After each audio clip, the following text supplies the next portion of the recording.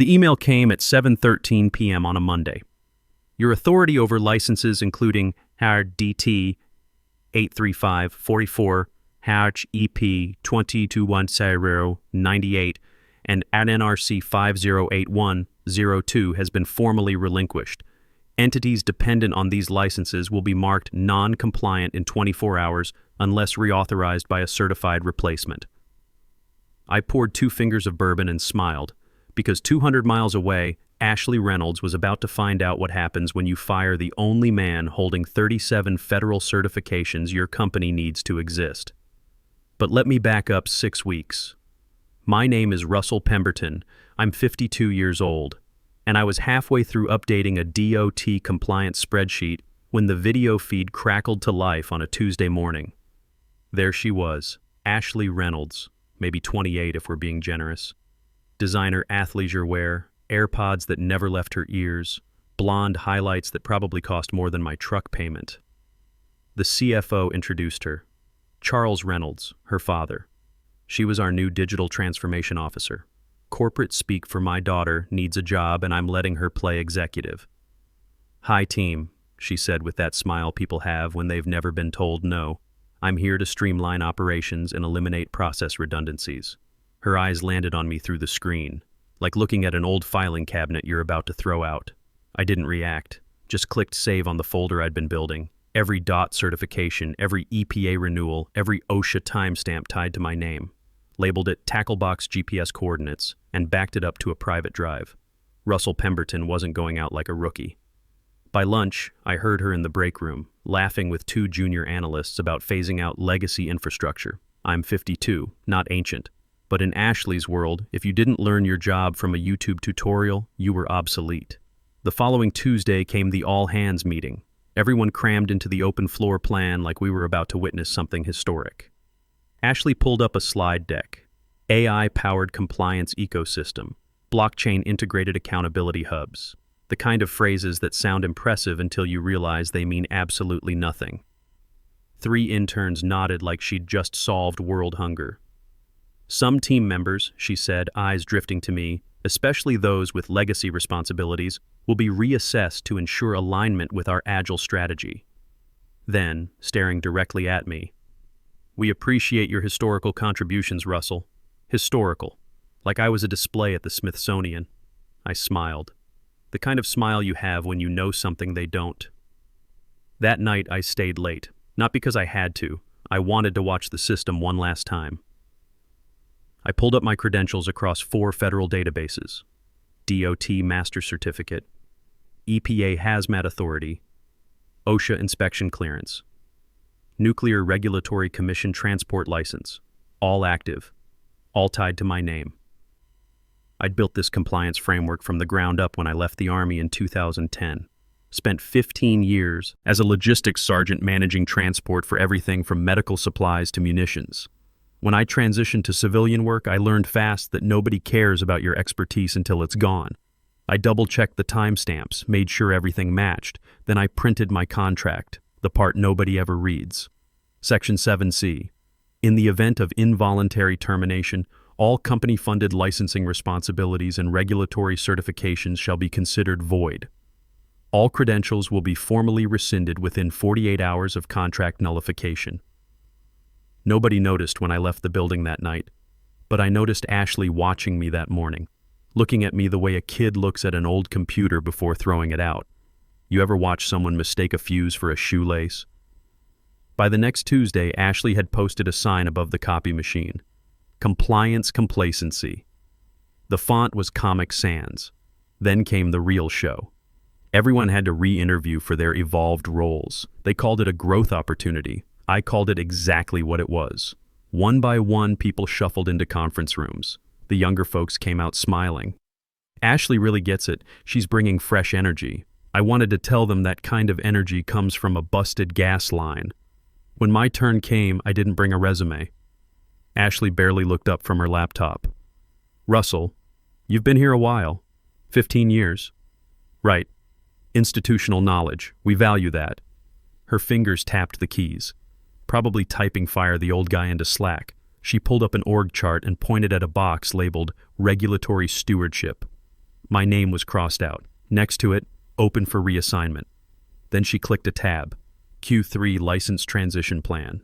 In the notes. Can these be transferred downstream? Downstream meant dumped on some 23-year-old who thought OSHA was a yoga studio. I smiled. Inside, a clock started ticking. Back at my desk, I opened the database I'd built in 2010. Every certification tracked. Expiration dates, governing bodies, signature authority. 37 items total. 37 certifications. 37 pieces of red tape woven into one tight noose. All of them tied to me. I exported a fresh copy, encrypted it, renamed it Fantasy Football Stats 2019, and emailed it to myself. Then I cleared the sent items. Call me paranoid, but I've seen what happens when kids play with matches and call it innovation.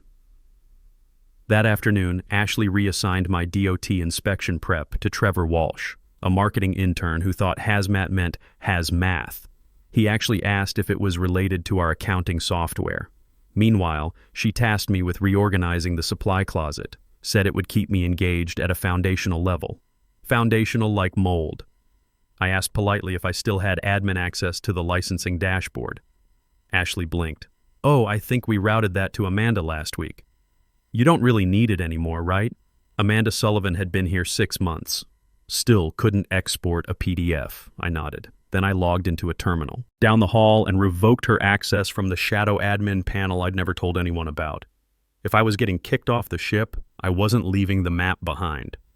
Later that day, I walked past Ashley's glass-walled office. She was laughing on a call. Something about scrubbing out the old wood. She didn't notice me watching. The first time I heard them laughing at me, I let it slide. 3 junior analysts, Trevor Walsh, Brandon Hughes, and Rachel Winters, hovering over a printout of my old compliance flowchart like it was a cave painting.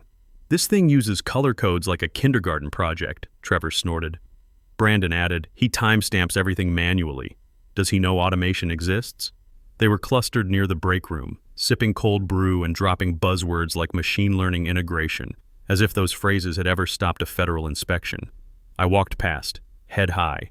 By Wednesday of the second week, I'd been locked out of 3 internal dashboards, 2 of which I designed, no warning, just a red 403 error and a pop-up, contact your system administrator. I was the system administrator. I emailed IT, no reply, called HR, got voicemail colder than a Michigan winter, finally reached a real person after 4 attempts. Sorry, Russell. All requests now go through your departmental manager. That's Ashley Reynolds. They said her name like announcing the second coming. I hung up and stared at my screen, empty but glowing, cut off from every system I'd built in less than a week. No explanation, just streamlining. Ashley was smart in that MBA way, never smart enough to build something, but just smart enough to know how to dismantle it under the cover of policy updates. She'd started slipping grenades into her weekly reports to leadership. Legacy processes under review, potential staffing overlaps identified, redundant certification management flagged. That last one was cute, like you could overlap a federally mandated signature tied to my biometric profile.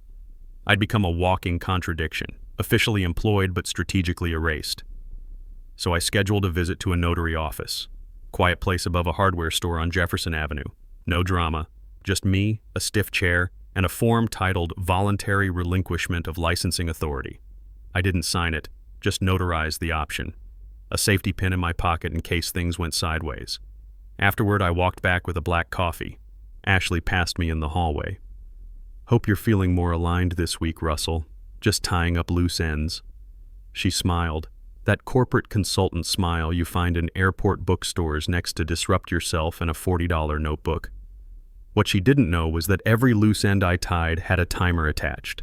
And Monday was coming. It happened on a Monday. The kind of Monday where the air in the office feels like microwaved plastic and everyone pretends they like their jobs just enough to survive another week. We were gathered for Ashley's weekly momentum sync, basically a TED Talk for sociopaths. She stood at the front of the bullpen in a tailored blazer doing that palms out gesture like she was calming sheep. Let's start with some candor, she said. That's how you know someone's about to gut you in public, when they lead with candor. We've been doing reflection over the last few weeks. She paced like she was selling timeshares. While tradition has value, stagnation is a threat. She stopped right behind my chair. I didn't turn around. Unfortunately, she said loud and clear, certain legacy roles are no longer aligned with our forward momentum. People shifted in their seats. Some looked at the floor. A couple glanced at me. One kid tried to smile like this was normal. Then came the hammer. Effective immediately, Russell Pemberton's position has been phased out. No warning, no meeting, no one-on-one, just a sentence hanging in the air. I stood up. Not because I was shaken. My legs just knew it was time to move. HR showed up.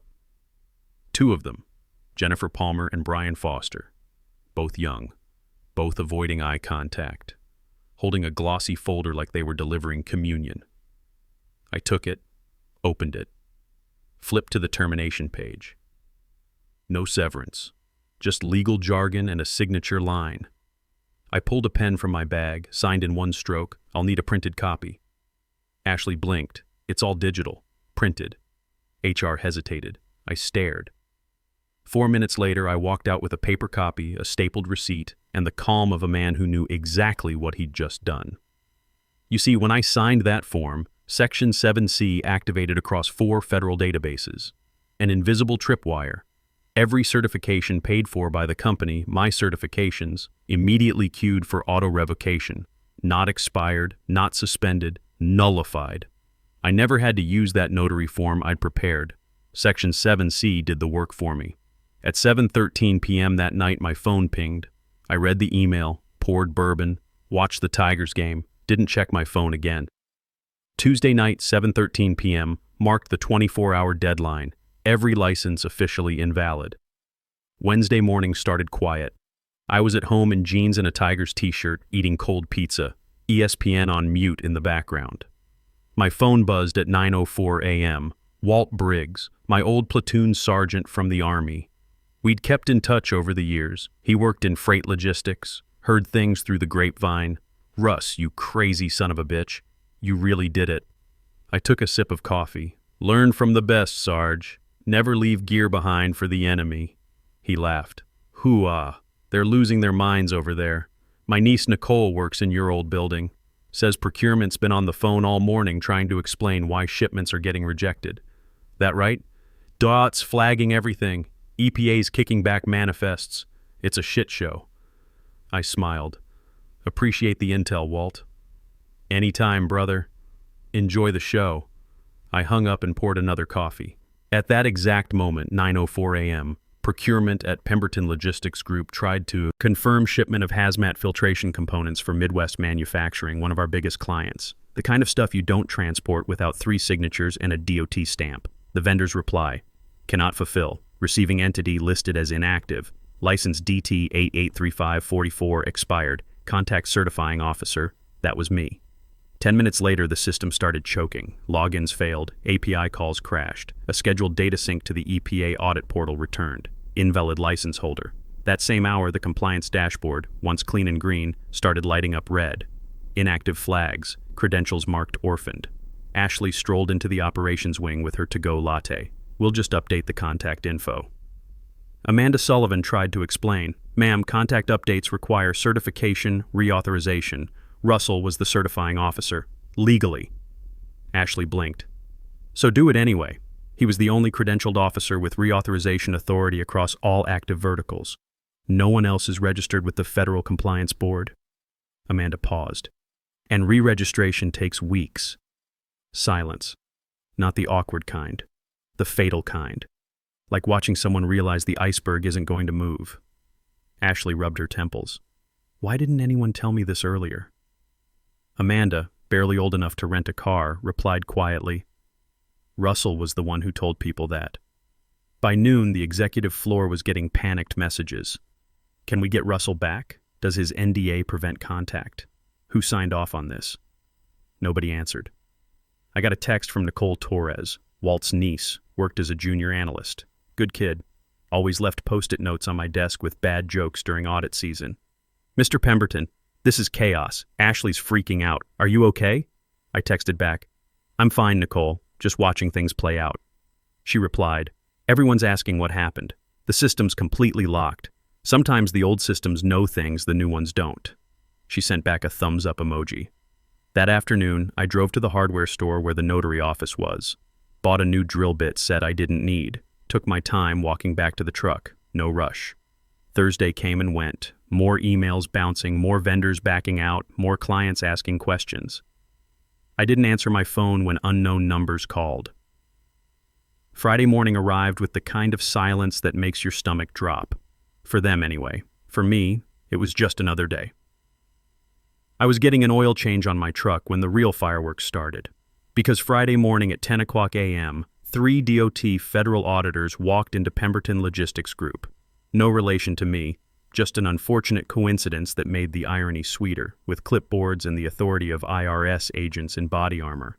Randomized site inspection. It was legit. Random, yes, but randomized within a window I'd always planned for.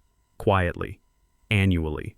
Color-coded spreadsheets cross-referenced against vendor contracts and renewal cycles. By 9:22 a.m., the front desk called compliance. 3 inspectors here, they're asking for the license holder. Long silence. Because there wasn't one. Ashley, now visibly sweating, sprinted to the legal wing. Can we get Russell's credentials reinstated? A junior associate Googled license reinstatement process like it was a recipe for banana bread.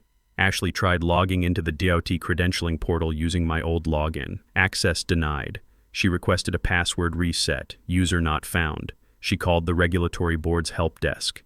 They transferred her 3 times, then calmly told her, Russell Pemberton voluntarily relinquished his license authority. His ID has been removed from the registry. Reinstatement requires full recertification. Average timeline, 4 to 6 weeks. Ashley stared at the speakerphone. She turned to HR. What clause did he use? They flipped through my termination file. We just processed standard exit paperwork. We don't know anything about credentials. Someone from audit spoke up. Didn't he have a clause in his employment contract? That's when the room remembered. Russell Pemberton wasn't some dusty old compliance guy. He was the linchpin, and they'd yanked him out. The auditors sat in the lobby. The company legally couldn't let them into secured areas without a licensed compliance officer present, which meant the audit couldn't proceed, which meant every vendor and client relying on certified compliance would be in breach of contract in approximately 4 hours. I was in the garage working on my '67 Corvette when Nicole texted me again. They can't let the inspectors in. Everyone's panicking. This is insane. I wiped oil off my hands and typed back. Sometimes you don't know what holds a building up until you remove it. She replied with 3 exclamation points. I went back to replacing the carburetor. By Friday afternoon, the situation had gone from bad to catastrophic. The DOT auditors left without conducting the inspection. Filed a formal notice of non-compliance. 2 major clients, Midwest Manufacturing and Apex Industrial Group, sent emails asking for status updates on their compliance certifications. Nobody at Pemberton Logistics could give them answers. Because the only person who knew the answers was torquing bolts on a vintage engine and listening to classic rock. The weekend passed. I went fishing Saturday, caught nothing but didn't care. Sunday, I watched football and ignored 7 calls from unknown numbers. Monday morning, 8:37 a.m. The building smelled like stale coffee and quiet panic.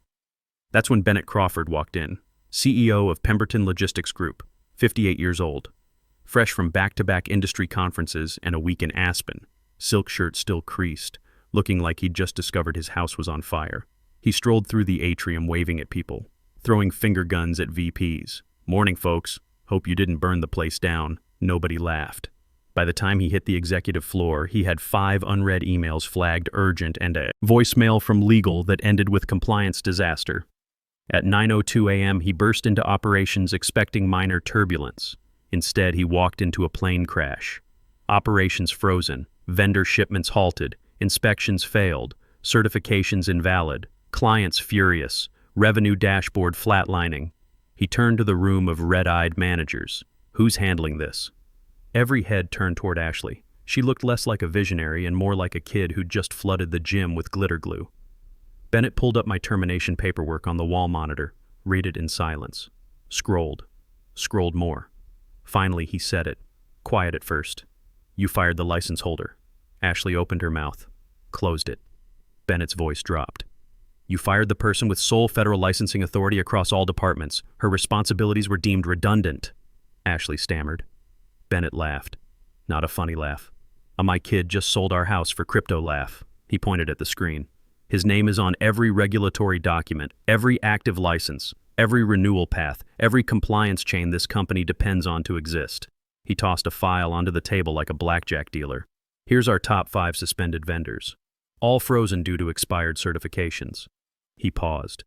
Russell Pemberton listed on every single one. Bennett spun back to the room. And you let someone who writes in buzzwords fire him. Ashley tried one last shot. I thought we could reassign it. Update contact info. It's a federal license, not an email alias. Silence. Bennett grabbed his phone, looked up my contact. Nothing in the system.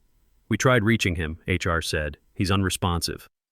Bennett sighed, sat down, rubbed his temples like the aspen sunburn had crawled behind his eyes. Then get him back. Pay whatever it takes. We'll name a wing after him if we have to. But even he knew. The man they'd tossed like old furniture now held the keys to their kingdom. And I wasn't standing at the gate anymore. That afternoon, Bennett's assistant, Perry Nelson, sent me 6 emails. Subject lines escalating from follow-up discussion to urgent. Return requested by CEO directive. I didn't open any of them. I was at the hardware store buying wood stain for a bookshelf project. The final email came at 4:47 p.m. from Bennett Crawford himself. Russell, we recognize the critical nature of your previous contributions. Please consider this opportunity to help us restore operational integrity. We are prepared to be flexible. Let's rebuild together. Bennett.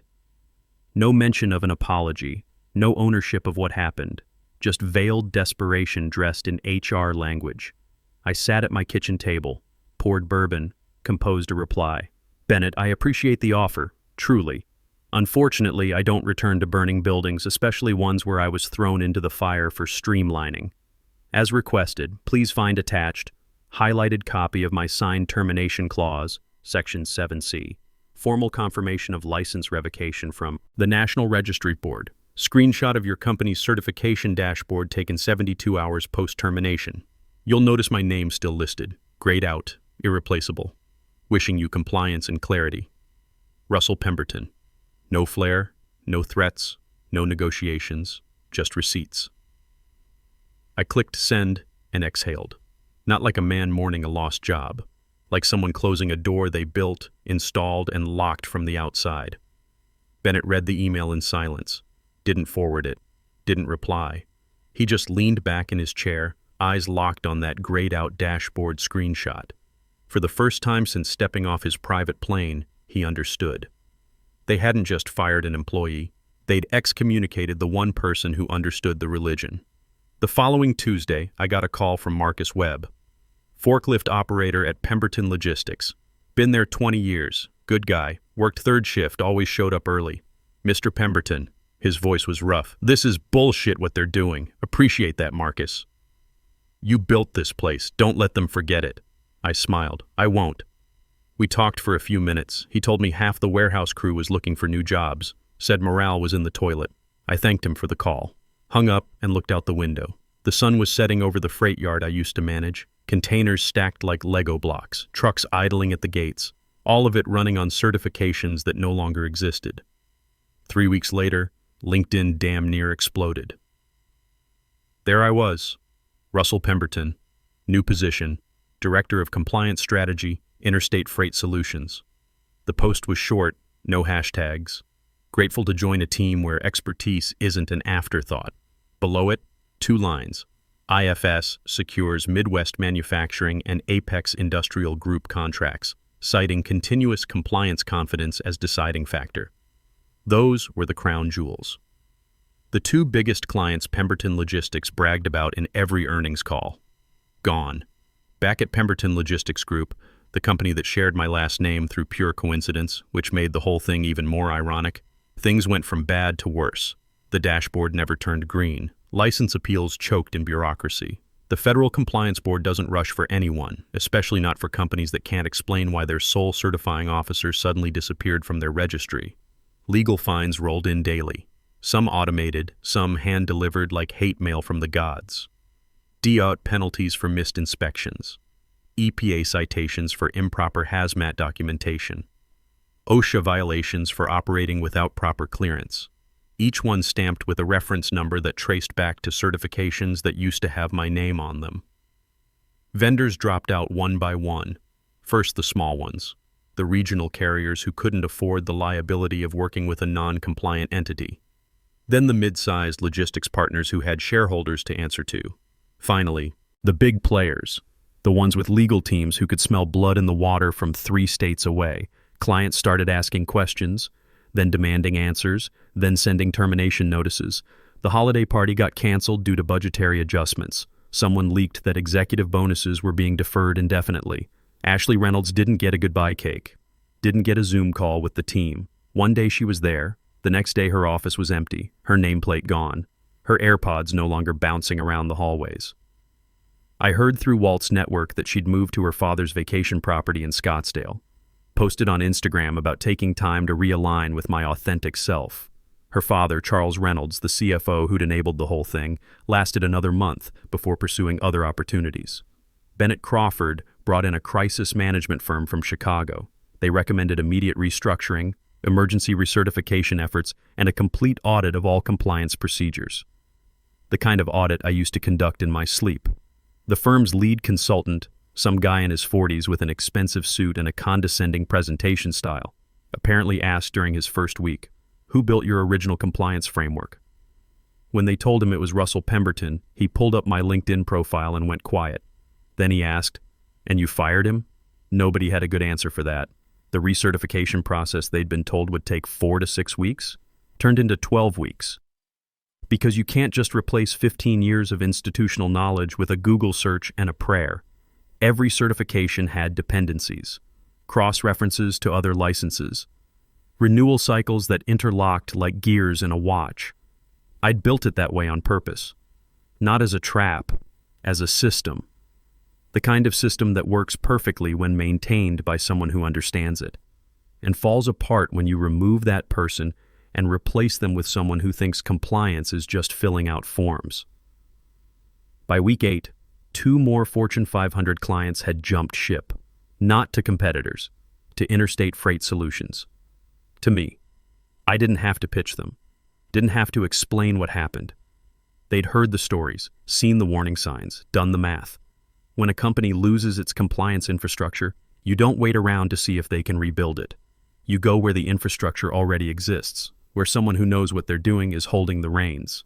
My new office at IFS had windows overlooking the freight yard, real windows, not the fake natural light LED panels they'd installed at Pemberton to boost morale. I could watch the containers getting loaded, see the trucks rolling in and out, know that every single shipment had the proper documentation, the correct certifications, the right signatures, because I'd set it up that way. My desk had a framed DOT master certificate on the wall, newly issued, still warm from the printer. Next to it, a photo from my first week, me shaking hands with Richard Torres, IFS's CFO. He was 62, former Army logistics colonel. We'd compared service records over coffee and talked about the right way to build systems that last. Mutual respect, the kind you earn, not the kind you demand. In my reserved parking spot downstairs sat my '67 Corvette, finally finished the restoration, cherry red paint, chrome that could blind you, engine that purred like a dream. Every morning I'd arrive early, park it in that spot marked R. Pemberton, Director of Compliance Strategy, and walk into a building where people actually valued what I knew. 3 months after I joined IFS, I got an email from Charles Reynolds, Ashley's father, the CFO who'd backed every decision she made. Subject: professional courtesy. Russell, I should have listened. I let my judgment get clouded. What happened to you was wrong, and I take responsibility for my part in it. I hope you're doing well in your new role. Charles. I read it twice. Then I closed the email without replying. Some lessons you don't get to skip by sending an apology after the fact. Some bridges you don't get to rebuild just because you finally realized you burned them. I went back to reviewing a shipment manifest for a pharmaceutical client, making sure every T was crossed, every I was dotted. The kind of work that looks boring from the outside but keeps entire supply chains running. The kind of work Ashley Reynolds thought could be automated or streamlined or handed off to an intern. That afternoon, I got a message on LinkedIn from Amanda Sullivan, the junior analyst who'd tried to explain to Ashley why you can't just update contact info on a federal license. Mr. Pemberton, I wanted to reach out and say thank you.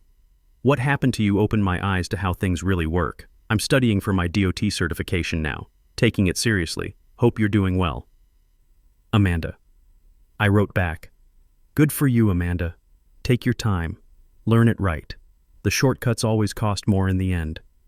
She replied with a simple, yes, sir. I smiled. Maybe some people do learn. That evening I stayed late at the office. Not because I had to, because I wanted to. Wanted to watch the sun set over the freight yard, see the last trucks roll out for their night routes. Know that everything was running the way it should. On my monitor, a yellow Post-it note stuck to the frame. No signature, no emoji, just 5 words in block letters. In case they forget who built this. I'd written it my first week at IFS. A reminder. Not for them, for me. That the work matters. That expertise isn't legacy overhead. That experience isn't something you phase out because it doesn't fit on a slide deck. I stood up, grabbed my jacket, locked the office door, walked down to the parking lot where my Corvette sat waiting. The engine turned over on the first try. Always did when you maintained things properly. I drove home through the city, windows down, radio playing, something older than Ashley Reynolds. Pulled into my driveway, sat there for a minute in the quiet. My phone buzzed. Walt Briggs. Heard Pemberton Logistics is laying off 30% of their workforce. Guess they couldn't afford to keep the lights on. I typed back, shame. He sent, you feel bad? I looked at my house, my Corvette, my phone with emails from clients who trusted me, my career that I'd rebuilt on my own terms. No, I typed, I feel fine. Because here's what I learned after 52 years on this planet and 15 years in compliance. You don't need revenge when you have receipts. You don't need to gloat when the math speaks for itself. You don't need to burn bridges when people are perfectly capable of burning them themselves. Sometimes the old dog knows exactly where the bones are buried, and sometimes he's the only one with the shovel. I walked inside, poured bourbon, sat down in my chair, the one that didn't squeak, in the house I owned, in the life I'd built, and I slept like a baby. Because power doesn't need to raise its voice, it just walks away.